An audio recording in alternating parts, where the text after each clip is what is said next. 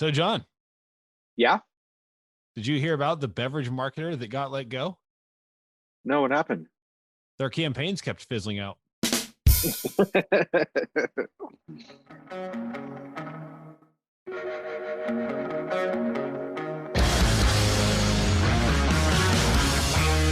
Welcome to the Lion's Share podcast for marketing leaders by marketing leaders. Brought to you by Fidelitas Development. Not only is the joke funny, it's also timely because unlike the failed beverage marketer in the joke, everyone, we have a great episode lined up for you today. Sherry Hellman, the vice president of marketing at SodaStream, is going to join the show in just a little bit. And we've got a great interview. She dropped all sorts of knowledge bombs for our loyal marketing leaders listening in today. But first, John, what's in the news? News team, assemble! So we have some unfortunate news for any of our marketers listening who are on Bronto, the email marketing automation company. They just announced that they will be entering their end of life phase, which their service will cease to exist in May of 2022. Absolutely. And if you're not chuckling at the circle of life bit that we just played, it's because we couldn't secure copyrights to it in time for the episode to air. But, it's funny, we've used Bronto for clients in the past. We're never really big fans of it. I mean, it's fine, but again, even Oracle, which acquired NetSuite, which had acquired Bronto, had moved on to bigger and better things with its Right. with Oracle's overall customer experience software, and really it just, like I said, it was just kind of the ugly stepchild that never got any attention over there at Right. Oracle, because it wasn't really a part of the CX cloud. And I think most people that were using Bronto could see the writing on the wall for a minute. And frankly, there's a lot better options out there. I think a lot of the enterprise folks will take a long, hard look at Salesforce for sure, if they're not going to just stay as a part of the Oracle cloud. But if you're not using Oracle's e-commerce platform, there are a lot better options out there. Of course, we're partial to Klaviyo, which continues to swim upstream and offers more and more bang for the buck. And I think a lot of Bronto users would be pleasantly surprised by what their Klaviyo invoice looks like compared to the Oh, feature yeah. set. So definitely check that out. We'll see if we can't get a promo code set up for y'all in the show notes. But it's an interesting time, John. And I think this is the takeaway for marketing leaders at the end of the day is you can never be too attached to your software, and you should always be reading the tea leaves with what's the roadmap. And I think once the software stops putting out a roadmap for upcoming features, it may be time to start considering other software opportunities. Yeah. Luckily, unlike, rented channels like Facebook or Instagram, these companies are still going to have all their emails and addresses in their campaigns, but it's just going to be frustrating for them migrating over to a new system and all of that. But we're not necessarily sad to see Bronto go, but it's just it's a very crowded space. There's a lot of great companies that have email automation, and unfortunately, Bronto didn't due to its acquisition. I feel like didn't make the cut. Yeah, and it looks like a lot of the companies that are using Bronto are looking long and hard at switching to MailChimp. Just kidding. We love you, MailChimp. No, we don't. So, oh man, good stuff. So yeah, interesting time in the ESP space. Make sure that you are in tune with what your platforms are up to. And it's crazy too, how much the personnel changes over there on the ESP side. I swear, like they're moving all the time. Shout out to our friend over at SendLane. Jimmy Kim's done a nice job sort of retaining his team. They're an ESP based here in San Diego. But a lot of times I swear, like I'm getting an email from someone that works at an ESP like every month saying, "Hey, I'm over here now." Right. I swear they hop around so often. It's a very fluid market, and really at the end of the day, I think it just comes down to marketing leaders and e-commerce directors having a thorough understanding of what works best for their tech stack, and also having a confidence in the senior leadership of the email marketing software, right? Because you've got to believe in where they're headed, because the people underneath them that are selling you into the software probably aren't going to be there within a year. It's just how the business it seems to be. Right. And if you need help migrating over from Bronto to another platform, we'd be happy to take a look at what you got going on and help migrate you over.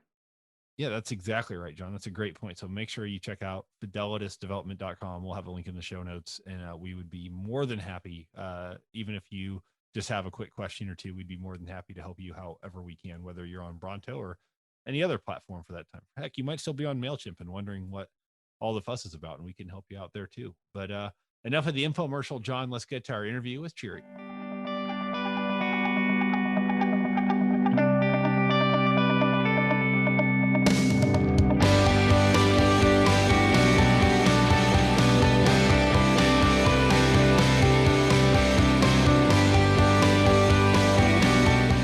All right, I'm excited to be joined by Cheery Hellman. She is the Vice President of Marketing at SodaStream. Cheery, welcome to the Lionshare Marketing Podcast.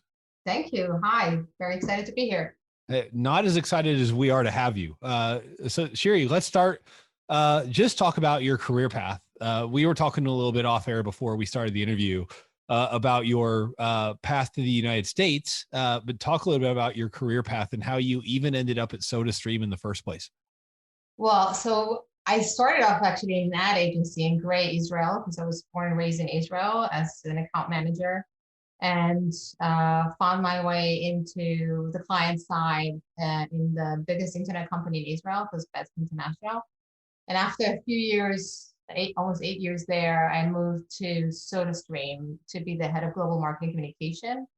SodaStream is an Israeli company owned by PepsiCo.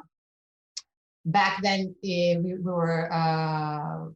were not owned by PepsiCo yet. We were an independent company, actually a public company. And the moving into SodaStream was like, SodaStream is this whole big adventure, because the company DNA is almost like a style of a startup company in a lot of ways, at least when I got there.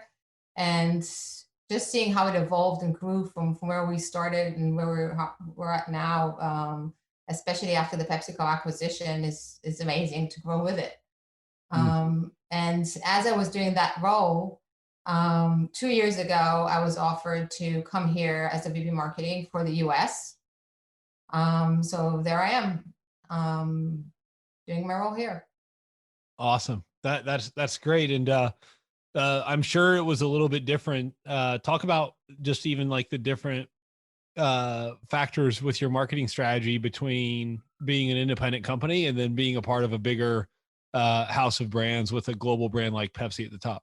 Well, I think the good thing and the amazing thing is that when you were acquired by PepsiCo, and it's still the same today, they kept saying that, the reason that there's a lot of fear, obviously, with people at SodaStream in the beginning, but they always kept saying that the reason they buy SodaStream is because of what we are, not because what we're not.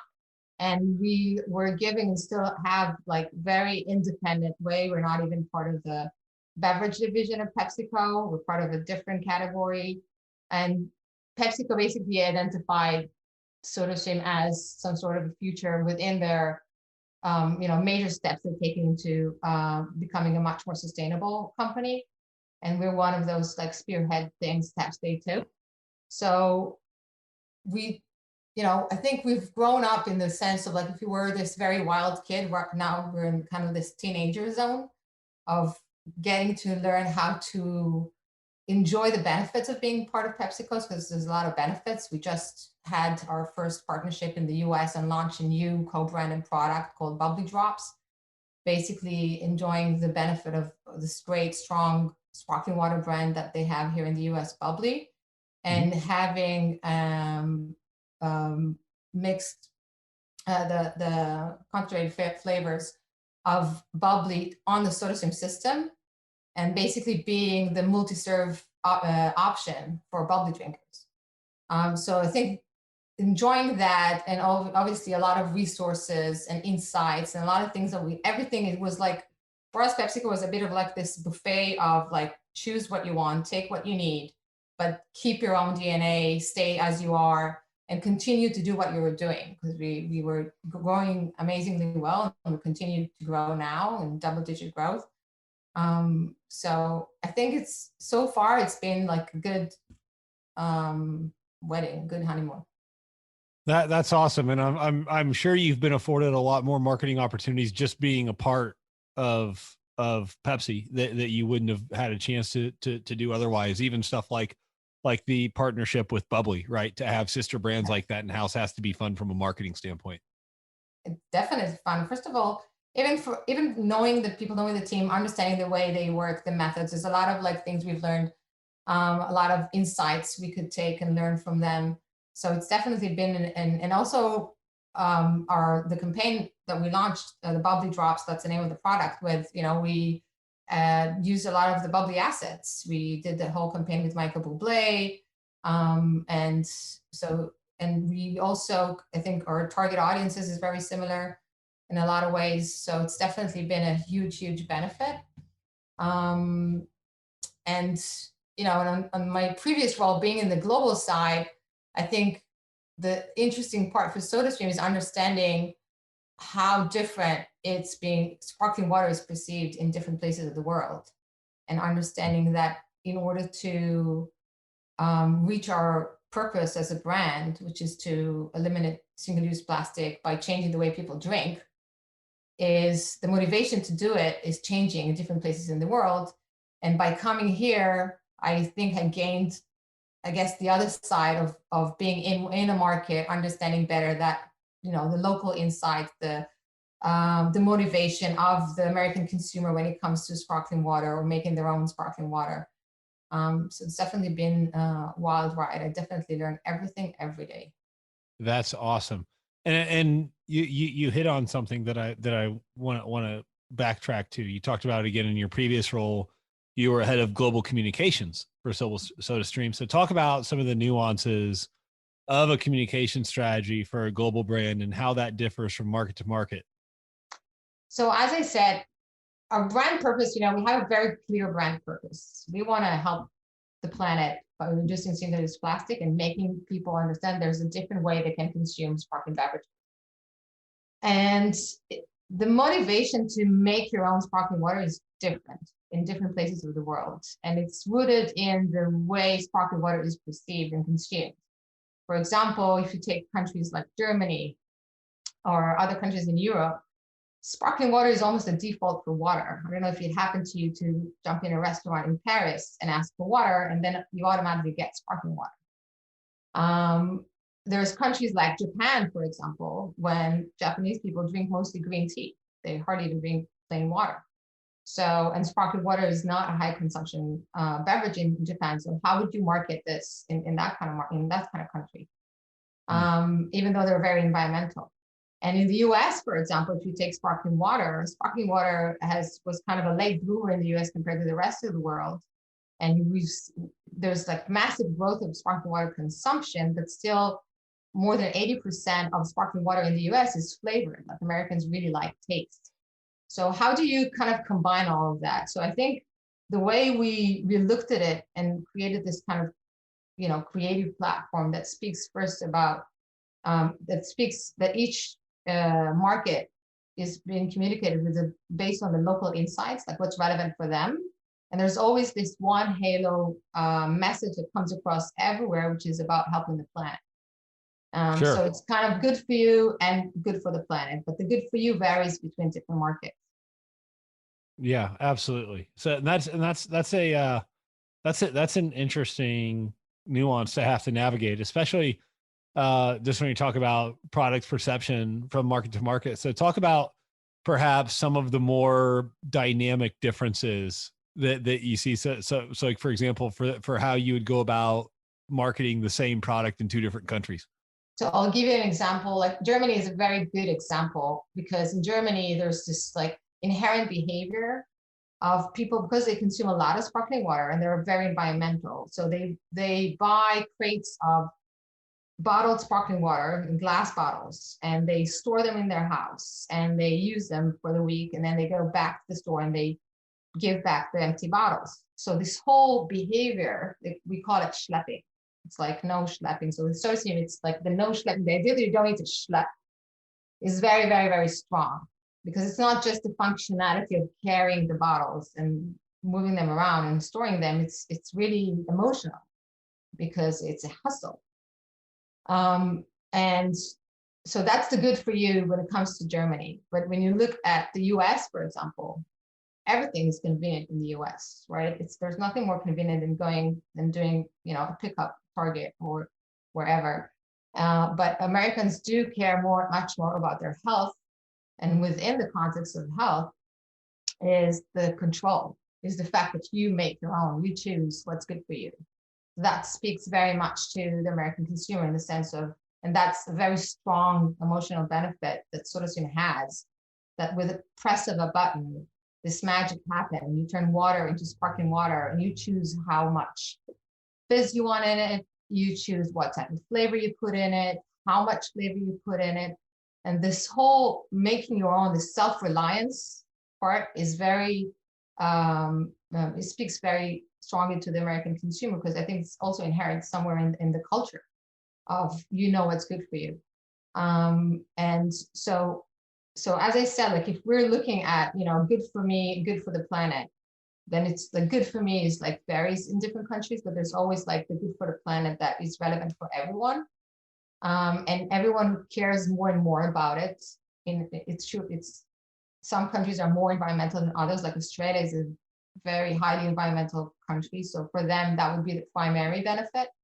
While in other countries, it would become more of a secondary, I guess, higher cause benefit.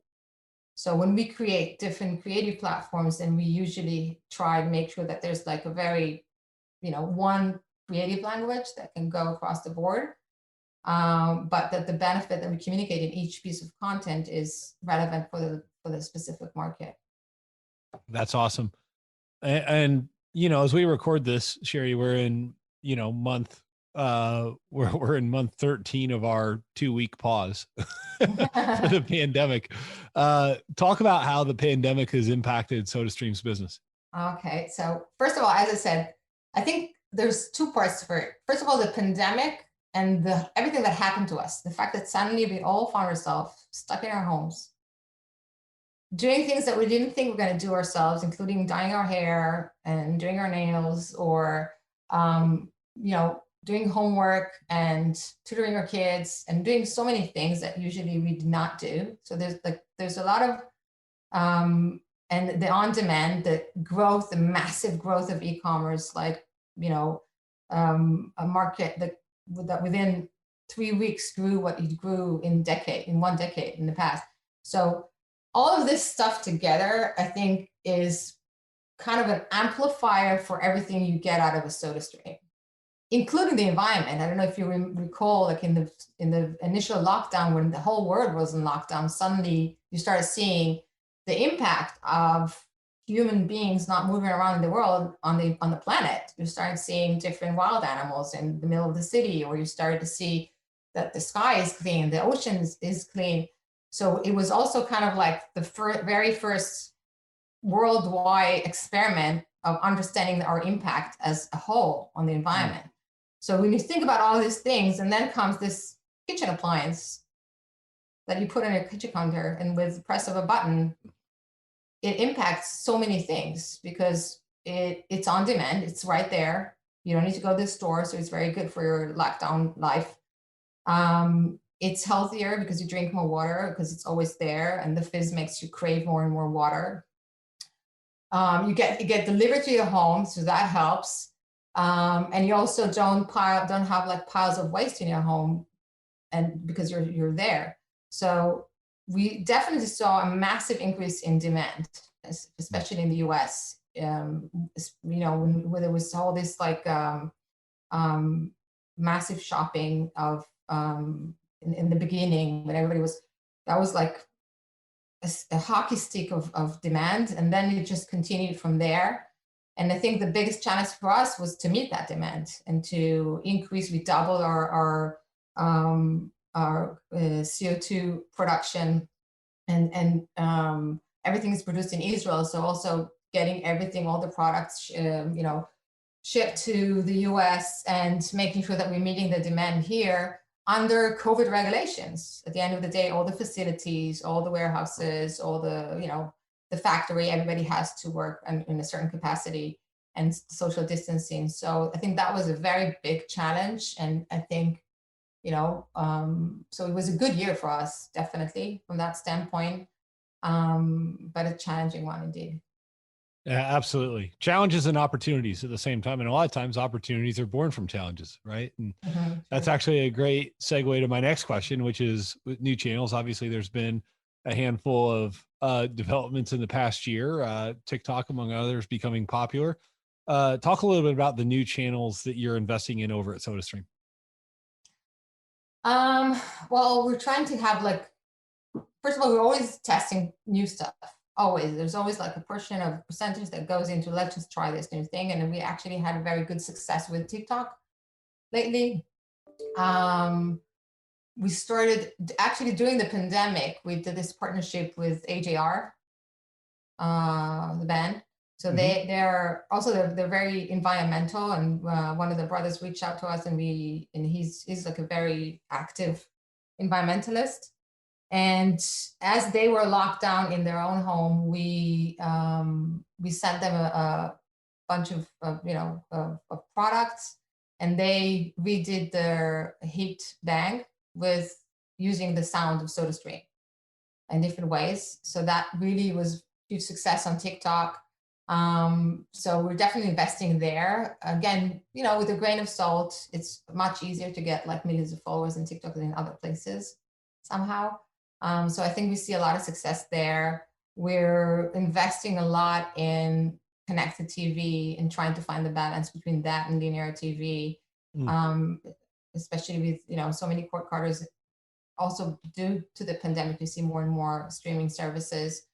So we're doing that a lot. And we are mostly investing now in our own internal channels. I think having SodaStream is not a kitchen appliance. It's more of a lifestyle. It's about the relationship that we have with our own users and focusing on our own users also as brand advocates.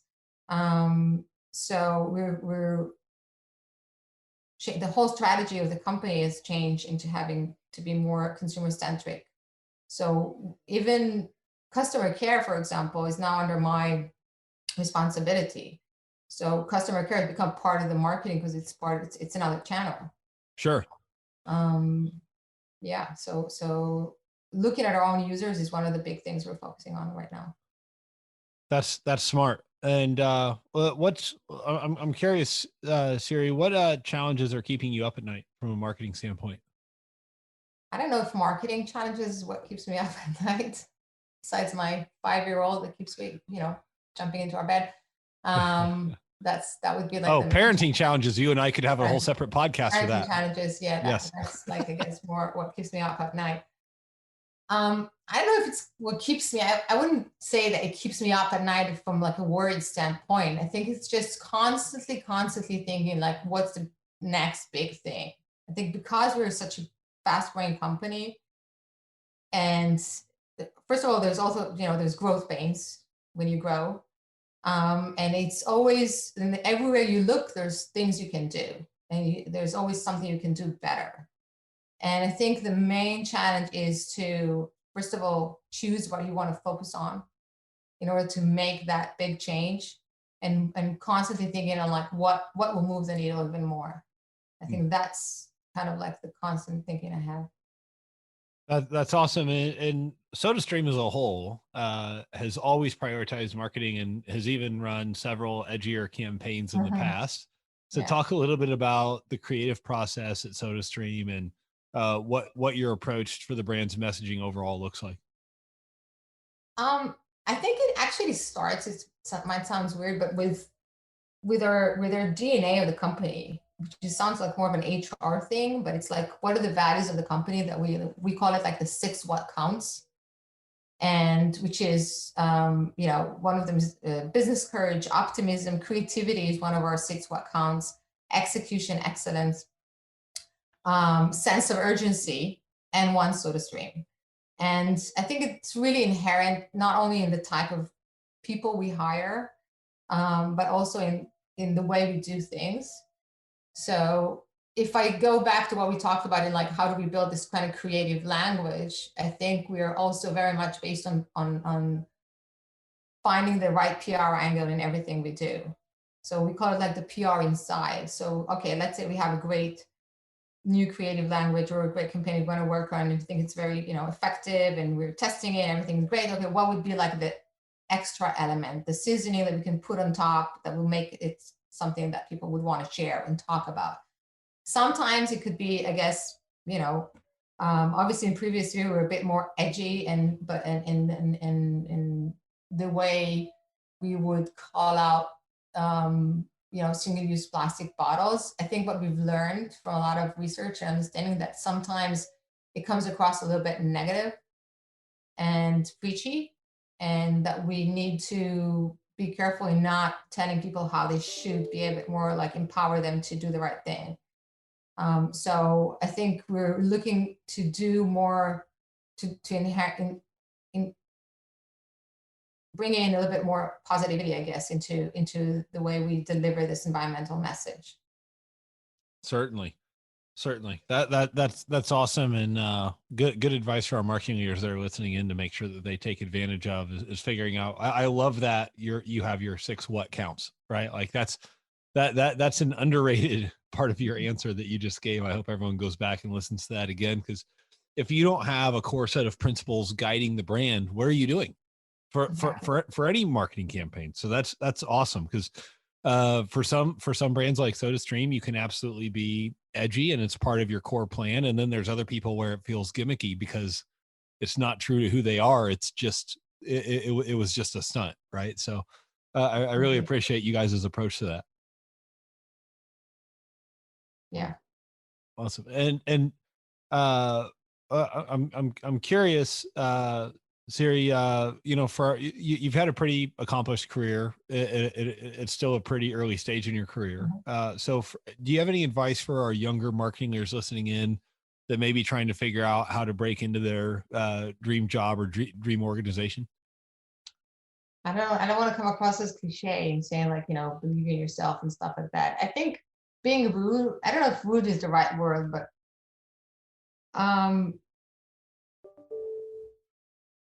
being more, believe that you should own it and earn it is something that sometimes when you're young in your career, you're like being maybe a little bit more apologetic and not.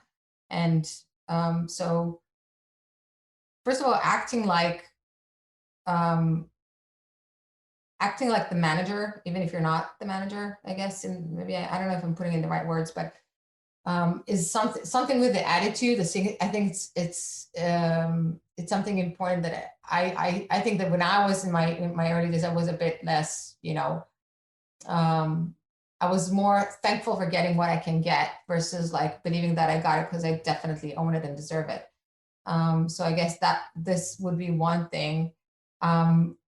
Being knowledgeable, knowing there's so many changes and so many new technologies and new things are happening, understanding consumers, understanding people. There's a funny book that I forgot who wrote it that, again, it's a marketing book. The only thing I remember is the headline that says like, marketeers are from Mars, consumers are from New Jersey. That really gives the essence of, at the end of the day, we're talking about people. So understanding people and how they think, and becoming a very good marketeer is a lot of that. So that would be my very long, not so clear recommendation. Well said. I love that. And yeah, is that why you moved to New Jersey? Is you just wanted to be closer to your audience? Just to be a consumer, plain consumer. Dedicated. Dedicated. I like it. And I love like Target too. That's awesome. Sherry, I want to go back for a second. Earlier in your experience, you were talking about working both agency side and then transitioning into client side. I'd imagine there's a lot of marketing leaders listening in that would love to work on the other side of the business, no matter which side they're currently on. Mm-hmm. Talk a little bit about some of the differences between agency life versus brand life. Oh, many differences. I think what's more interesting is what's happening in the advertising world, in the world of agencies. And I think speaking about my role in SodaStream, one of the things I liked on the client side that we did not have at one agency, and even now today, we don't have an AOR. We work with talented people. And whether they work in an agency, then we would work with them in the agency, or whether they are freelancer or independent people, then we would work with them. I think this is something you see changing, that you have more and more independent, talented people that give service to brands and customers, and to give the, and so I think that's a major change that we're seeing. And I think the agencies that understand that are the one that kind of gonna, I guess, and adapt to this new way of doing marketing, especially when you see more and more things coming in-house. A lot of brands are bringing in creative, total like full creative departments that a lot of brands are bringing in. I think that that's a big change. When I was in an agency, it was so long ago that it's like, I hope that the life in an agency today is much different and that it evolved, because then it was like very much, the very classic, like there's the creative director, there's the account manager, the client speaks only to the account manager, it doesn't speak to the creative doesn't speak to the director. Like, I can tell you that in the latest Super Bowl ad that we did, I'm not used to that. Like, I would stand next to the director and talk directly to the director if I have something to say, or with the creative director directly. And I think this is something that that's the major change that I'm seeing, and I can't speak to how life today in an agency. I think that's what I see from the client side. No, I think you're exactly right. And, even to lean into how we do things at Fidelitas, it's very much a collaborative approach, right? Like, once we figure out what the client's needs are, we try to put the best possible team of people together around that. And sometimes, depending on what those needs are, if it's complex or if it's a certain type of cinematography or animation, that may not be a position that we have in-house. And so you literally have in some cases, a freelancer that we have a long-standing relationship with, working alongside our internal team, and the client's talking to everybody, right? Like, it's a team effort. And to me, that's where the best work comes from, is when the silos come down and everyone's working on the same team. Yeah, and I think it relates also to your question about how we do creative in SodaStream. It's very much like that. It's always, everybody's pretty much involved from the very beginning. And it's a team effort. It's a client working with the creative together. Yeah, I love that. And Sierra, I want to be respectful of your time today. You've given a lot of great takeaways for our audience already, but if I could ask you for one more key takeaway today, what would that be? To have fun. To have fun. You have to have fun. It's such a demanding work. If you don't have fun, it's like not worth it. I know it sounds also cliche, and it is a roller coaster sometimes, but I think the same as when you go on a roller coaster, it's true that your tummy goes, there's ups and downs, but at the end of the day, when you get off the ride, you want to go back up again. So I guess that's kind of, that would be my takeaway, and that would be what I recommend people to focus on. That's awesome. I do have one bonus question. So, like, have your kids, from one parent in marketing to another, like, have your kids seen your commercials on TV and realized that mom made that? Oh yeah, they do. They're not getting excited. I think the environmental part is much more inherent. Like, my son, I think in one of his first days in school here, he came to me and he said that he had a very huge conflict because he saw a single-use fork on the floor, and he's like, should I throw it in the trash? Should I not? Like, what should I do with this? Because he was so like obsessed about, like, we use everything reusable, and we're trying to keep, to be as environmental as possible. So I think they're very much part of this. Like, they really like that fact more than they don't get excited. Like, I have a 13-year-old that he's doing edits, and he's like, Photoshops and everything. So he's like, yeah, that's okay. He's like, I could do better. Typical 13-year-old. Yeah, sometimes I ask him to do stuff. Sometimes I was like, could you do that? Yeah. But yeah. That's awesome. Well, that's awesome that they at least have an appreciation for your work. It's like I was telling you before, my oldest is 4. And so we reached that stage where he understands that sometimes dad's out making commercials. And so, but we're at that fun, innocent stage where he'll literally see any commercial on TV and be like, Dad, did you make that one? Yeah, I used to take them. Sometimes they used to come to shoots. I brought them to meet the mountain. We had a shoot with a mountain. Yeah. I brought them to meet the mountain. And they were like, but that was memorable apart from my little one, because he has this like tattoo of a sword on his chest. And I told my son that at night, he takes out that sword and it becomes a real sword. And he was like obsessed with that. So, but they're not like, if I tell them tomorrow morning that I have a shoot, if they want to come, they would probably say, nah, never mind. That's awesome. It's good. At least you can incorporate them sometimes. And it's so funny, right? Because at the end of the day, every parent is trying to earn cool points with their kids and trying to earn their child's approval. So because I think most of us is, especially as creatives, like you just stop caring what people think, right? Because you have to find like your own creative juices and create work that matters. But then at the same time, like when you go into parent mode, it's like all you want to do is convince this 5-year-old that you're the coolest person on earth. Exactly. And kids are the best negotiators and the best, like it's unbelievable. You think about the things I do at work, and then they come in and they become like a bigger challenge than I could ever imagine. Oh, that's so true. That's so true. Well, awesome. Sherry, this was a blast. Thanks so much for hanging out with us. Love seeing your work out in the wild and loved having you on the show. Marketing leaders listening in, if you haven't already, go get yourself some bubbly, go get yourself some SodaStream, check it all out. And Sherry, thanks again on behalf of myself and our audience for coming on the show today. Thank you for having me. I had a blast.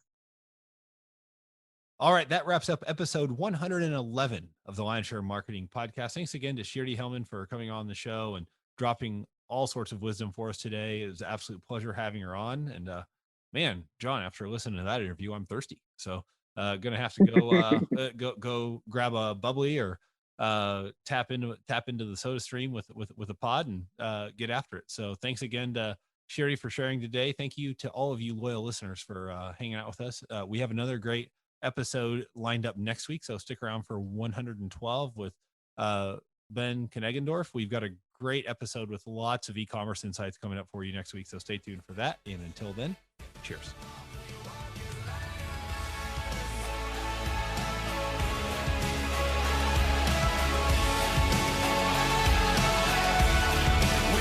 You've been listening to the Lion's Share Podcast, brought to you by Fidelitas Development, your marketing partner for better brand loyalty.